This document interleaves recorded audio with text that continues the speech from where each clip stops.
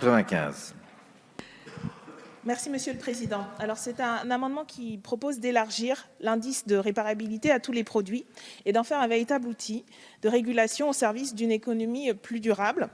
Nous pensons qu'en dessous d'un certain seuil, l'État puisse refuser la mise sur le marché de certains produits.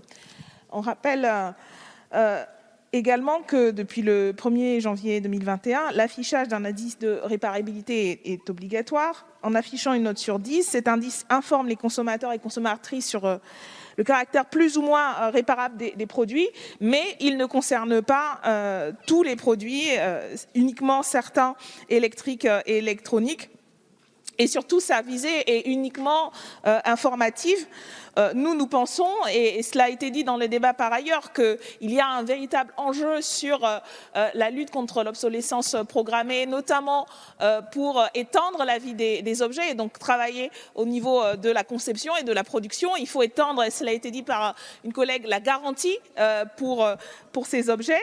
Dans ce cas précis, nous proposons d'aller dans le sens, y compris de ce qu'a pu défendre la Convention citoyenne sur le climat, qui proposait de rendre obligatoire la possibilité de réparation des produits manufacturés qui sont vendus en France, la disponibilité des pièces détachées d'origine pendant une durée définie, de mettre en place et à proximité des filières et ateliers de réparation et rendre accessibles les services après-vente. L'article 13 tel qu'il est présenté, l'obligation dans cet article, l'obligation de disponibilité des pièces portera uniquement, comme je l'ai dit, sur certains produits et pour un délai fixé par décret. Et d'ailleurs, Madame la Ministre, vous parliez lors des réunions d'arbitrage d'un délai de seulement 5 ans au lieu des 15 ans qui étaient proposés par la Convention citoyenne pour le climat. Aucune mesure ne vise à rendre obligatoire la possibilité de réparation des produits comme c'était demandé. Voilà pourquoi nous proposons cet amendement pour remédier à cela. Alors, sur 66,95, si je comprends bien, vous voulez étendre à tout produit l'indice de réparabilité. Bon, alors c'est ambitieux, mais ça me paraît surtout pas très opportun. Je ne vois pas l'intérêt de faire un indice de réparabilité sur un yaourt ou sur un jean ou sur un stylo. Donc, je crois que ça concerne... Aujourd'hui, ça concerne les produits électriques et électroniques dont les filières de réparation existent et doivent être renforcées. Toutes les autres filières n'ont pas forcément besoin d'avoir un indice de réparabilité. Ça n'est pas adapté, ça n'est pas nécessaire. Alors, on projette de l'étendre d'abord au sein de la filière des produits électriques et électroniques. Quant aux mesures d'interdiction qui concernent cet amendement, mais aussi d'autres amendements dans la même discussion commune, l'idée de cet indice, c'est qu'il soit avant tout pédagogique et on voudrait d'abord voir l'influence qu'il a sur le comportement des consommateurs avant de penser à changer l'état d'esprit dans lequel il a été mis en place. Avancer à 2022 l'indice de durabilité prévu pour entrer en vigueur en 2024, ça ne permettrait pas de prendre le temps de regarder justement quelles sont les conséquences de la mise en place d'un indice de réparabilité, puisque comme vous le savez, l'indice de durabilité, il doit soit compléter, soit succéder à l'indice de réparabilité. Mais pour ça, il faut qu'on ait un petit retour d'expérience sur cet indice de réparabilité. Donc c'est pourquoi j'émets un avis défavorable à ces amendements. Et je pense que ça répond aux autres amendements également. Alors bien évidemment, la proposition que nous faisons là s'inscrit dans un ensemble, une bonne partie, comme malheureusement pour d'autres collègues, des amendements qui expliquent la cohérence de ce qu'on propose, ayant été jugés irrecevables. On se demande encore toujours pourquoi. Et donc oui, nous nous inscrivons dans une ambition d'ampleur, de véritable bifurcation, et pas, comme vous le faites, ça a été déjà dit, dans une pseudo-transition qui, au motif de la pédagogie, signifie en véritablement ne rien faire et ne pas se donner des contraintes et surtout donner dans le cadre de la production d'objets, de produits, des garde-fous. Et il nous semble, oui, qu'il faut à terme arriver à ce que les logiques de l'obsolescence programmée, parce que ça, on a le recul et on sait à quel point cela participe de la surconsommation, cela participe de... La pollution matérielle, la pollution y compris intellectuelle et culturelle. Et donc, sur les produits qui sont concernés par la réparation. Et en fait, c'est bien plus large que ce que vous avez choisi de traiter, Madame la Ministre. Il faut aller vers ces exigences-là. Et comme pour le reste, malheureusement, votre loi et votre projet de loi est bien en dessous de ce qu'il faudrait faire dès maintenant.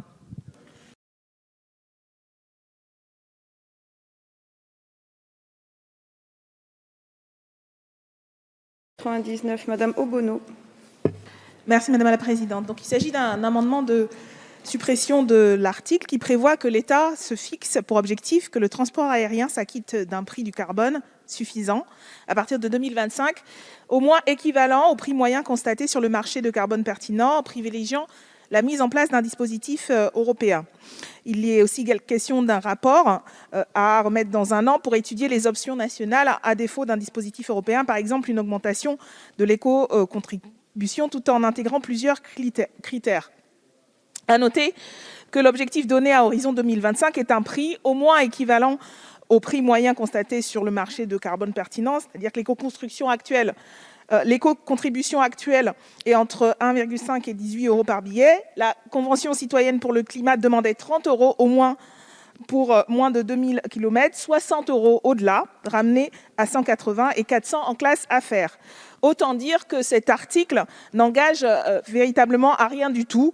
Le gouvernement a prévu toutes les possibilités pour échapper à la mise en place d'une véritable éco-contribution renforcée, tout en essayant de donner l'impression d'avoir pris en compte une demande qui est en vérité au final qui serait bloquée par le contexte de la crise actuelle. Il nous semble que la crise actuelle ne doit pas être une excuse ou une justification pour ne pas entamer ce qu'il faut dès à présent planifier, qu'il aurait fallu planifier depuis un certain nombre d'années, mais qu'il faut certainement avec beaucoup plus de volontarisme et d'anticipation, c'est-à-dire la réduction des gaz à effet de serre par la réduction du trafic aérien et du coup aussi la réorientation de ce secteur, de ses salariés vers d'autres emplois et notamment d'autres emplois des transports beaucoup plus écologiques. Bref, il s'agit d'un enfumage de plus, d'autant que je rappelle que la Convention citoyenne demandait d'adopter une éco-contribution kilométrique renforcée, et ce qui est loin d'être le cas. Donc autant s'éviter du bavardage parlementaire, législatif, et supprimer cet article.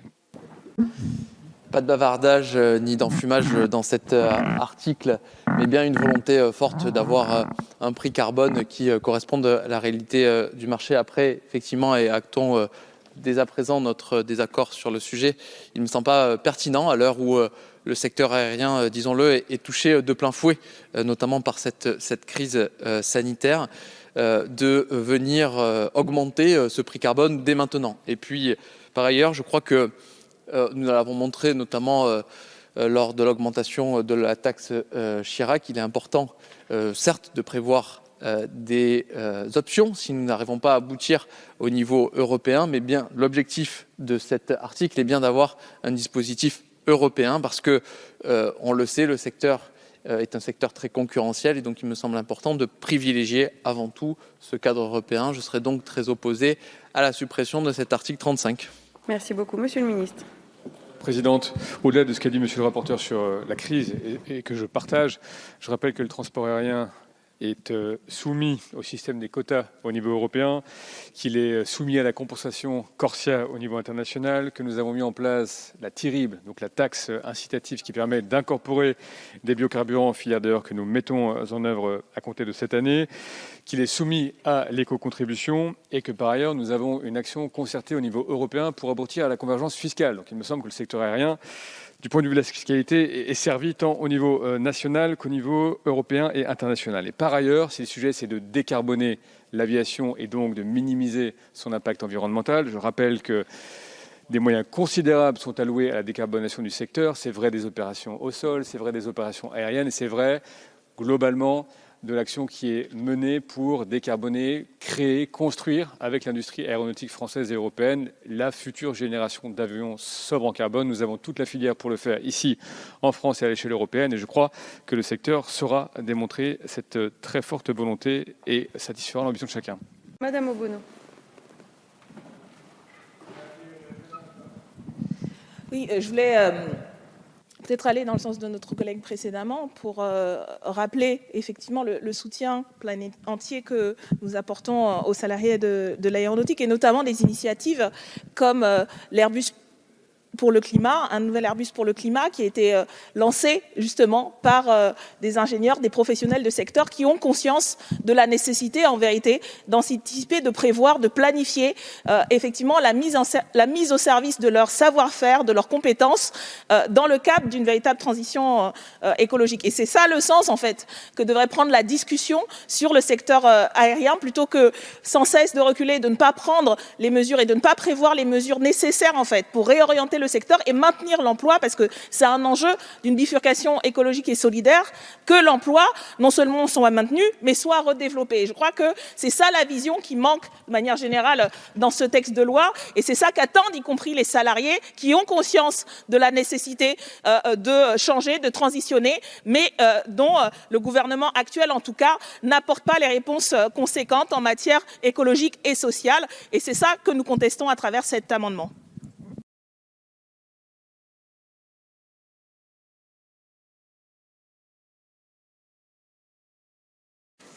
Alors, tout d'abord, rappelons de quoi nous parlons dans cet article. Des vols intérieurs qui représentent 4% des émissions de gaz à effet de serre en France. Ces vols sont très souvent substituables par le ferroviaire, qui a une empreinte carbone bien plus faible. En outre, c'est une pollution aérienne qui se double d'une injustice sociale. Ce sont les plus riches qui polluent l'air de la majorité. En France, la moitié des déplacements par avion est le fait de 20% des personnes dont les revenus par unité de consommation sont les plus élevés.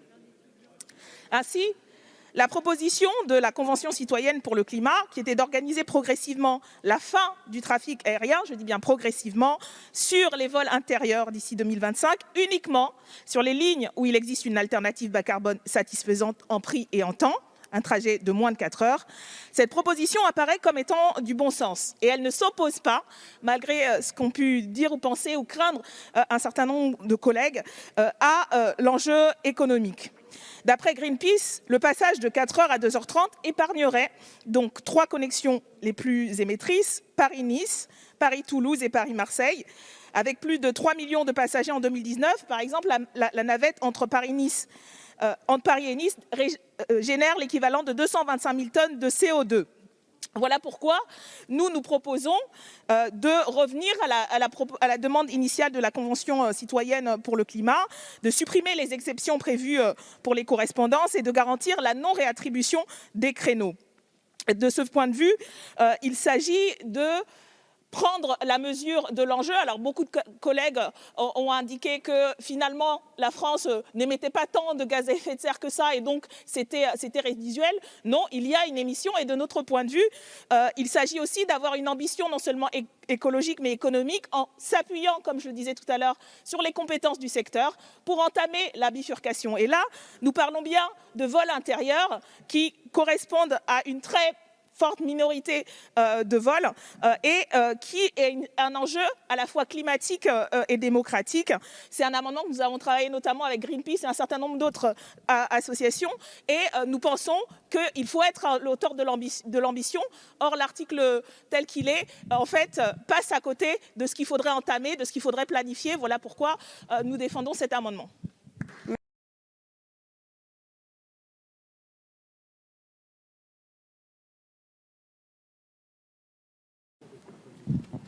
Alors, si vous permettez, Madame la Présidente, je vais défendre l'ensemble des amendements concernant l'interdiction des projets d'extension, donc la série qui concerne l'aérodrome de Nantes, le 68-12, celui de Bâle-Mulhouse, celui de Bordeaux-Mérignac, Roissy-Charles de Gaulle, Nice-Côte d'Azur, Marseille-Provence, Lille-Lesquin et Rennes-Saint-Jacques, Montpellier-Méditerranée et Caen-Carpiquet. Maintenant, il s'agit en fait d'amendements qui obligent en fait le gouvernement a planifié une véritable bifurcation du secteur parce que, comme l'a très bien expliqué Mathilde Panot, en réalité, cet article ne permettra pas véritablement de faire en sorte qu'on pense autrement l'aménagement du territoire, qu'on pense autrement la modalité et surtout qu'on investisse massivement tout cet argent qui est prévu pour les extensions dans des alternatives à l'aérien. Et en vérité, à vous entendre, monsieur le ministre, on se demande bien en fait quelle est la stratégie vis-à-vis du secteur aérien. Est-ce qu'il s'agit en fait de renforcer et de diffuser en fait le trafic aérien, et c'est bien ce qui semble être le cas, ce qui va à l'encontre en vérité de tous les engagements internationaux et de l'objectif de réduction des gaz à effet de serre, et surtout ça ne vous oblige pas à penser autrement et à penser la bifurcation du système. Donc voilà pourquoi nous voulons que ce soit explicite dans cet article, sinon en fait malheureusement, et je suis désolée de vous le dire monsieur le rapporteur, tout ça ce sera du vent et ça n'apportera pas y compris les moyens aux salariés et à tout l'écosystème aérien de se projeter dans un avenir qui doit être autre chose que créer des conglomérats et avoir toujours plus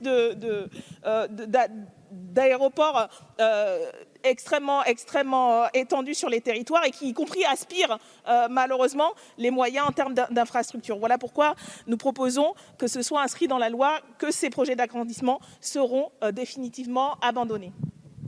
Monsieur le ministre. Merci Madame la Présidente.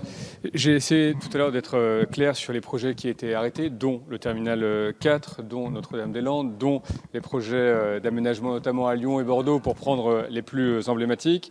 J'ai essayé d'être clair sur la perspective qu'ont un certain nombre d'aéroports régionaux et j'ai essayé de le dire de la façon la plus claire, la plus honnête possible. Les principes qui guident notre action sur le sujet, c'est le respect du droit, de la concertation et de l'autorité de la chose jugée. Raison pour laquelle, et je n'entrerai pas dans le détail ici, mais raison pour laquelle l'ensemble des amendements auxquels vous avez fait référence et auxquels vous allez faire référence recevront un avis défavorable du gouvernement. Madame Obono. Oui, j'en profite pour répondre à certains arguments du ministre. Déjà pour rappeler que malheureusement les exemples que vous citiez sur les fermetures de petits aéroports ou d'aéroports régionaux ne compenseront pas en fait l'existence et l'extension qui est prévue sur de très gros projets qui, y compris encore une fois, vont monopoliser les moyens et les infrastructures. Et par ailleurs, un certain nombre des projets que vous citiez, par exemple celui de Nantes ou de Lille, ne sont pas actés. Il n'y a pas d'acte administratif, même pas de concertation. Donc il ne s'agit pas en fait de respecter la chose jugée. Il s'agit d'avoir l'ambition et la vision générale, à la fois pour l'écologie, mais aussi pour l'économie et pour tous les salariés de ces secteurs. Voilà le sens de tous ces amendements que nous maintenons.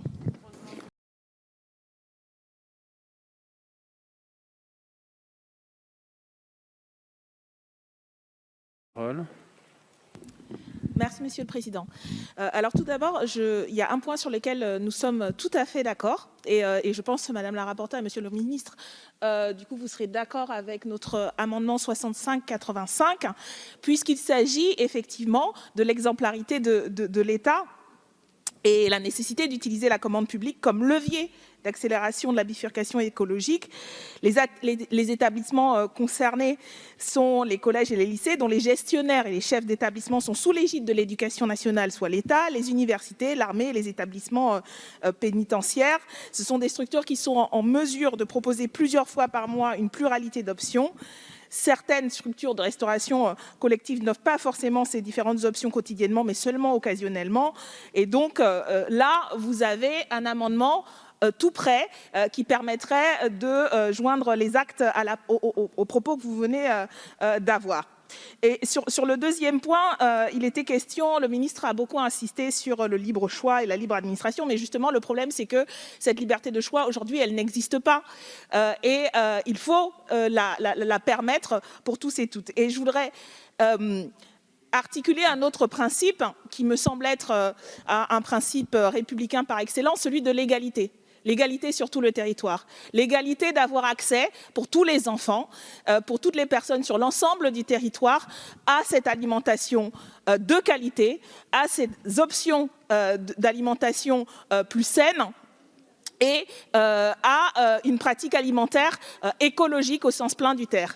Et ça, ce principe et cette exigence d'égalité, c'est l'État qui doit l'assurer. Et donc, articuler effectivement la libre administration des collectivités avec l'exigence d'assurer l'égalité républicaine, encore plus en matière de transition et de bifurcation écologique, parce qu'on le sait, ça ne peut être un projet de société que s'il y a cette solidarité et cette égalité. Et de ce point de vue-là, je crois qu'il n'est pas juste de se défausser de cette responsabilité, de cette exigence d'égalité que la loi doit mettre en place. Et c'est pour ça que ces amendements, en tout cas les nôtres, ont une pertinence sur des collectivités et où on va se retrouver dans certains endroits, et c'est déjà le cas, la population, les enfants ont la possibilité d'avoir ces options, et c'est très bien, mais dans d'autres régions, pour diverses raisons, ce ne sera pas le cas, et je pense que ce serait extrêmement dommageable et extrêmement problématique au regard de nos principes.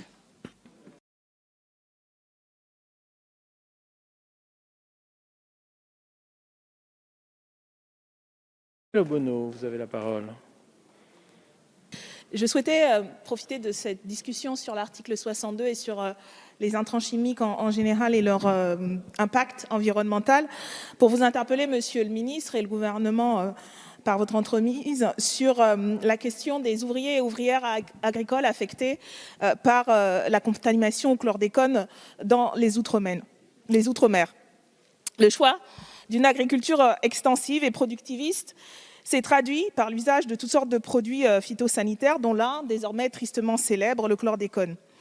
Les pesticides créés à partir de cette molécule organochlorée, ultra toxique et ultra persistante dans l'environnement, ont été massivement utilisés officiellement durant plus de 20 ans, entre 1972 et 1993, sous des noms commerciaux de Kepone, de Curlone, de Musalone, afin de lutter contre le charançon du bananier. Or, dès 1975, la toxicité du chlordécone était pourtant connue. En effet, un accident industriel survenu à l'usine de Hopewell en Virginie a entraîné l'arrêt définitif de son utilisation aux États-Unis.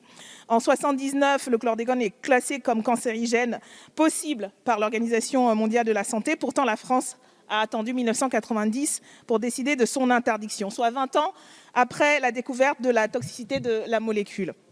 Aujourd'hui, la contamination des sols est évaluée jusqu'à 7 siècles selon leur profil par la communauté scientifique. En outre, d'après une étude publiée par Santé publique France en octobre 2018, plus de 95% des Guadeloupéens et Guadeloupéennes et 92% des Martiniquais et Martiniquaises sont contaminés par le chlordécone. L'exposition aux produits, également reconnue comme étant un perturbateur endocrinien, augmente les risques de prématurés, de troubles du développement cognitif et moteur des nourrissons ou encore de cancer de la prostate.